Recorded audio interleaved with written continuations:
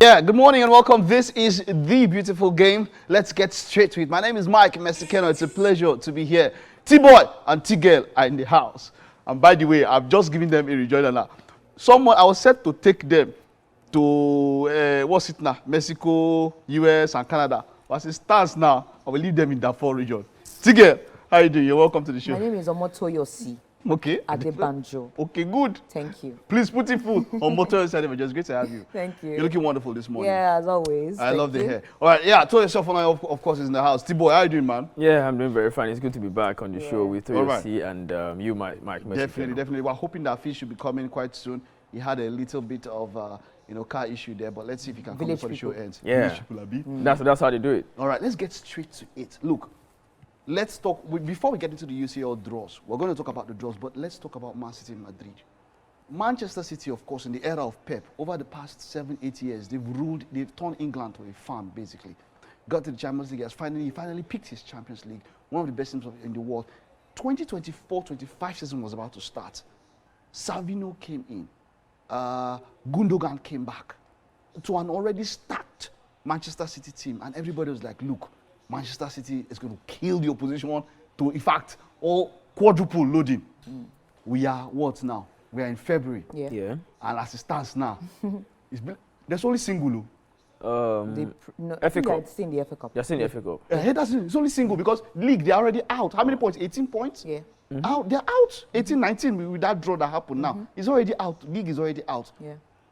Would you ever have envisaged this? What happened to Manchester City?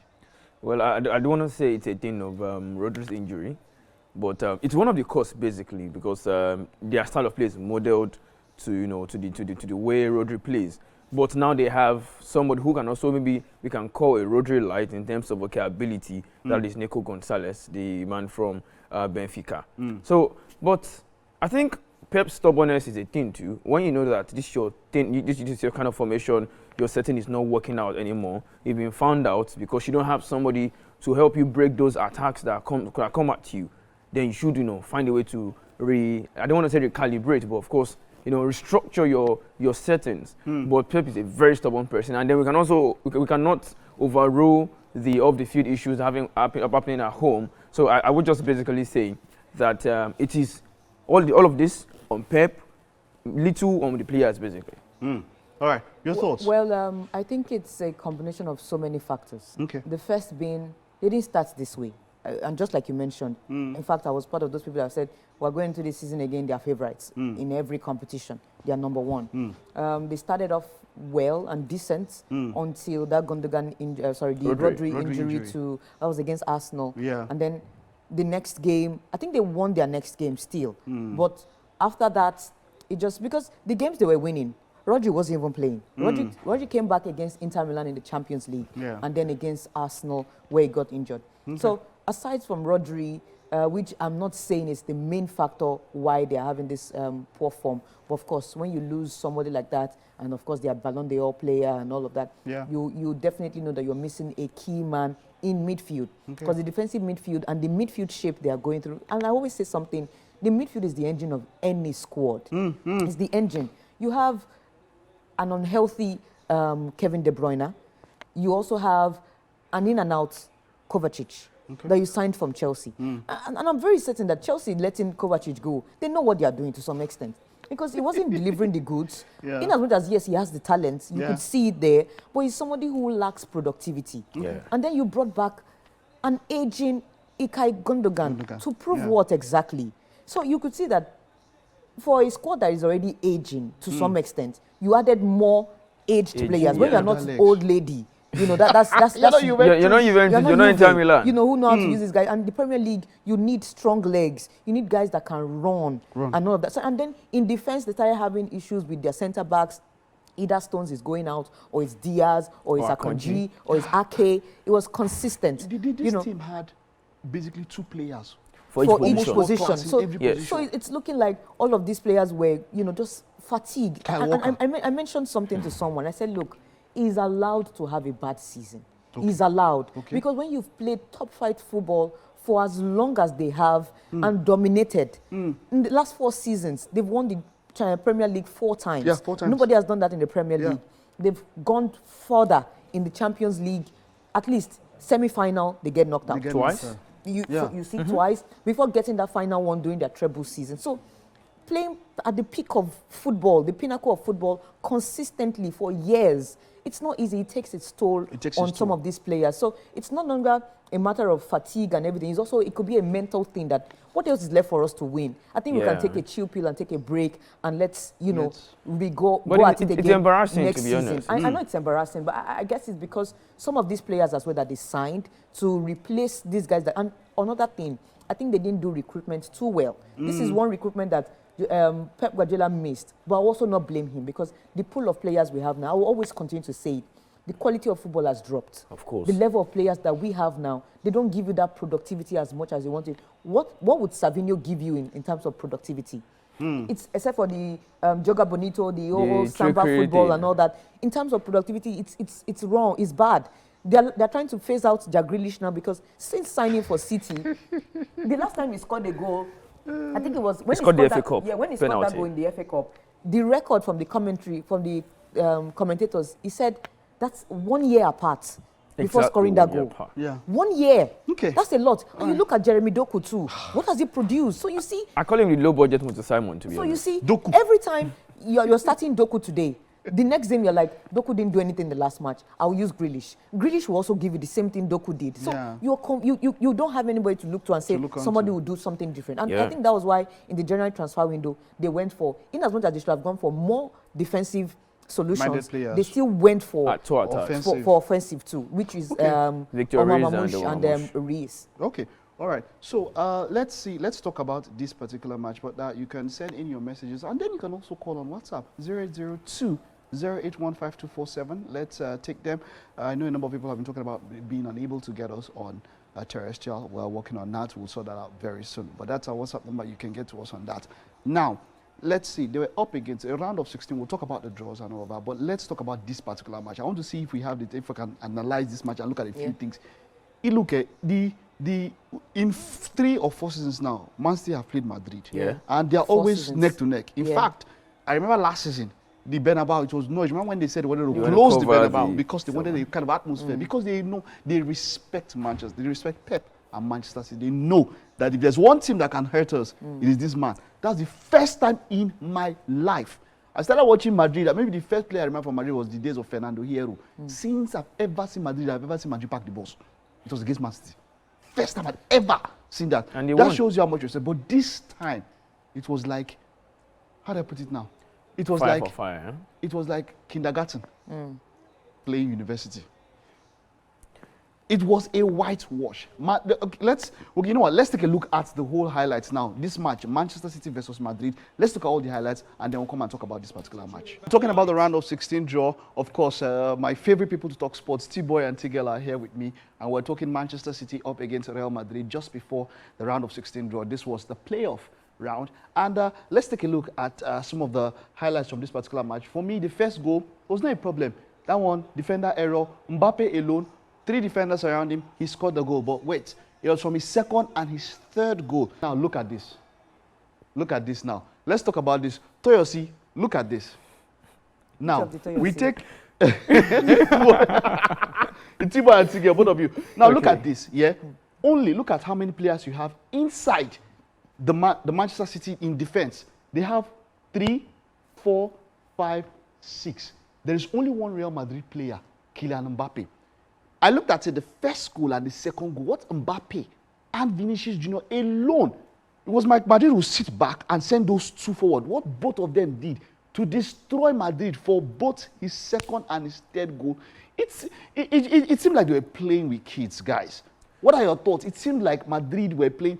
What are 6 defenders and you had only Kylian Mbappe, and this second goal still entered? Well, for me, I think it was the pressure that got to Manchester City. You know, they know that a 3-2 loss at the Etihad was like a very huge deficit for them. And then they considered within 5 minutes in the second leg also. That is like 2 goals down. So forget mentality. This backline of City is not as strong as those days when you have Ruben Dias, you have John Stones complete in behind, and you also have, maybe you have Rodri as a defensive midfielder. But this time around, you have Kusanov. We made a mistake against Chelsea. not to talk of against Real Madrid. So I think it's a problem of mentality. They were, jittery. This same Real Madrid have played against Barcelona twice this season, and they've lost. They didn't just lose anyhow. I mean, they didn't lose 2-1. They didn't lose 3-1. They lost 5. They lost 4. So I think it's a thing of City's backline not being able to organize themselves, not about tactics. All right, Tigel, you see, he said something about Barcelona. Well, let's leave that Barcelona on our side because there's quite the rivalry when it comes to that particular one. But my own is this. These are 6 defenders. Have they gotten so bad that you have 6 people and all of you just allow... They're basically walking in. Look at the goal. Look at what he did to Virgil. But now, turn the guy inside out. Are Man City that bad? It's lack of motivation. It's lack of wanting to do anything or do the extraordinary. It's lack of wanting to work hard. Because if you're complaining about defensive issues or maybe injuries, Real Madrid should be the one complaining the most because they've been out with Alaba, Militao, and the likes. They are having to put a makeshift of Tchouaméni to play as centre back. But today or the game on Wednesday, they had to play Rudiger. They had to force him to come back because you could see those straps around his thighs and all that. And then the young man from the academy, that's Asensio, coming in, who is having a fantastic season anyway. Revelation for Real Madrid. Guess what? They wanted to sign him in Euro before then. But I also feel like somehow they are lacking organization, lacking this. Because for defenders, it's not a matter of, we're so much in the defensive box. It's how you anticipate, your awareness and your anticipation. They lacked every of those things that they've always had seasons before now. Yeah. You look at how Ruben Diaz, I know you made mention of the fact that first goal was normal. It wasn't normal. The fact that Ruben Diaz went with his head first, for a ball you could not... You could go with your leg. Yes. For a ball that you could not see coming, you could not even know the trajectory of where it was going to land, and you were trying to like Superman. The last time I saw a player go head first like that was when Van Persie was trying to score against Spain at the World Netherlands, Cup. Wow. So you're talking about the Van Persie player, yeah. Exactly, it didn't make sense to me, but hey, that happened. But look. Now look at this, Toyosi. Look at this. Look at this. See, look at this particular goal. Look at him. Look at. No. You see? No. That's the same thing that we're talking about. So that's the anticipation and lack of awareness I was talking about. See? They were all ball watching. They were not willing to do the hard work, which is press. Look at this. Exactly. Now look at what I mentioned again. Remember when I mentioned that the first time, right? Okay. Look at it happen here the second time. Look at it again. They're just planting the box. 1, they are not working. 2, 3, 4, 5, 6, 7. And it's like intentionally Madrid decided that let us just have, again, only just 2 only box. 2. Yeah. Look at Judo. Outside. He intentionally, like you can see he's standing. Yeah. He doesn't like it's not like he's trying to advance. No. So they had this thing. He stands. He doesn't even get to this line. Leave only 2 people with 7 defenders, and this goal still enters. So you see, one key this is thing, terrible. You have to give kudos to one man in that game. That was Rodrigo. His ball movement off the ball with the ball was very confusing to Manchester City. He was never staying on the. He was supposed to play. He was supposed to play 4-3-3. Stay on the right hand side, but he didn't do that. The fact that they could barely pin him down in one particular position was the problem. They didn't know whether he was going to come inside or was going to go outside or whether he was playing as an attacking midfielder. You could see the second goal that they scored where Vinicius came out right to the right wing to receive the ball and bring it back to the middle where Rodrigo running through the middle and then giving that layoff to Kylian Mbappe to score the second goal. And then the third goal was almost similar too. They didn't need to put so many bodies forward. All they needed to do was pick the right passes, move around, and that has been Real Madrid's problem so far so good this season. Aside from trying to strike a balance, also putting in that hard work. I think, look, when you win games, it's because you put in more effort than the team you defeated or the opponent that you defeated. Definitely. And that's one thing that has been lacking with Real Madrid also this season. Maybe they were fatigued from the success of last season, but now they are beginning to get into their stride. They are beginning to fight for every ball. They are beginning to make those runs and movements that they were not making early in the season, where all of them are just, walking on each other's foot or each other's positions. Now everybody understands their role, what they are supposed to do. You see Jude Bellingham controlling the midfield, spraying the pass. The likes of Vinicius. Mbappe himself is more comfortable now. He knows whether he's supposed to go inside, he's supposed to go outright and all. So I'll give kudos to Rodrigo. So far, so good. It caused a lot of problems for the defense for Manchester City, and I guess that was why, you know, he ended that way for them. All right. Okay. So, well, it so happened that this went on and they were roundly defeated.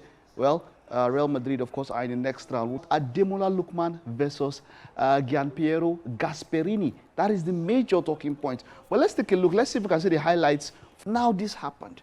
There's been talk about Gasperini. Is he racist?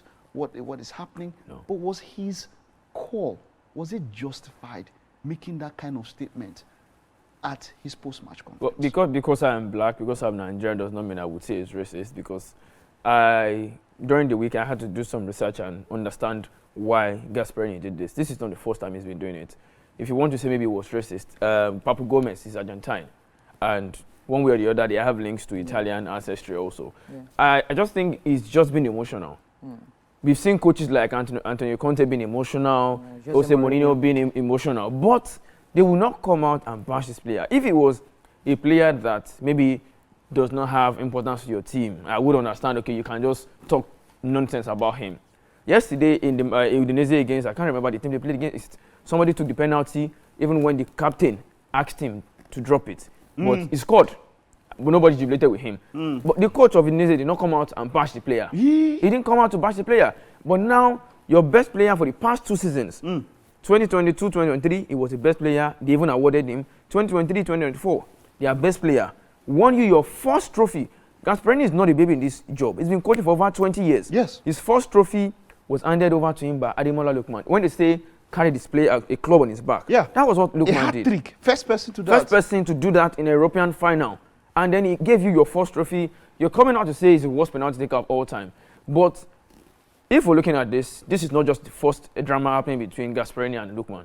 When Lookman, you know, for the I think first 3 matches of the season, Lookman didn't play. He didn't play. That was because Lookman wanted to force a move to PSG. PSG had to drop because of some money issues and all of that. That was when the crack started to happen. And yesterday they had a meeting. That's the owner of the club. They had a meeting with Gasperini and the people of the club. They didn't address the issue.